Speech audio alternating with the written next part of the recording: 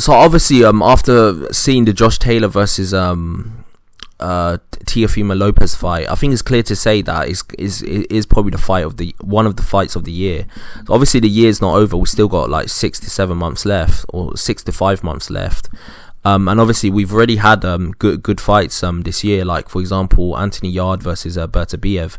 But I actually do think like this is probably one of the fights of the year. I mean, it's a fight of the year candidate for sure, I think. In my opinion, it's been a very interesting fight.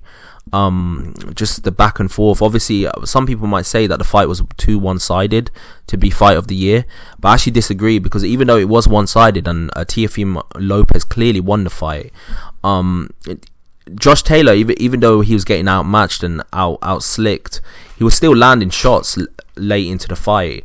He was still very game, and he was still landing shots. He just couldn't sustain an attack, so he would land one shot, but then he couldn't put 2-3 shots together, or the most he can land is 2-3 shots, but he wouldn't do enough to actually buzz him. One thing that's a lot of people have not mentioned is both of their chins. TEOFIMO Lopez took very hard shots from Josh Taylor, and Josh Taylor took very hard shots from TEOFIMO Lopez, and there was a time where it looked like Josh Taylor was going to get stopped by TEOFIMO Lopez, but however he did it through force of will, he didn't get stopped.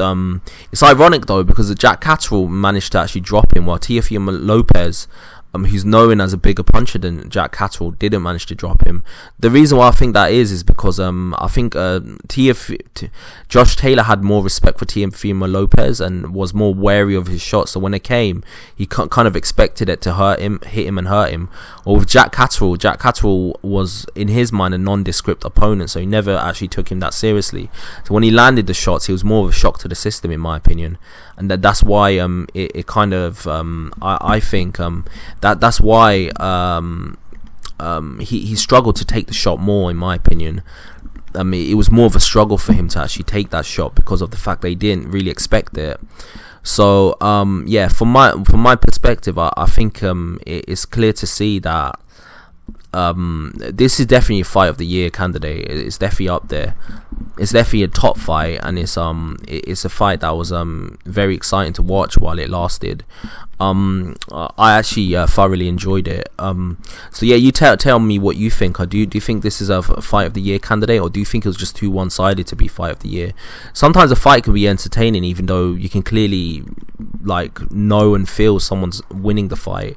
It can still be an entertaining fight. So from my perspective, it's just what you think is what your definition of fight of the year is. I think it definitely was fight of the year, in my opinion.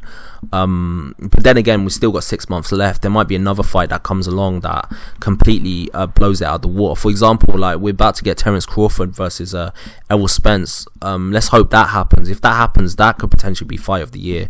This year has been like probably one of the best years for boxing in a very long time.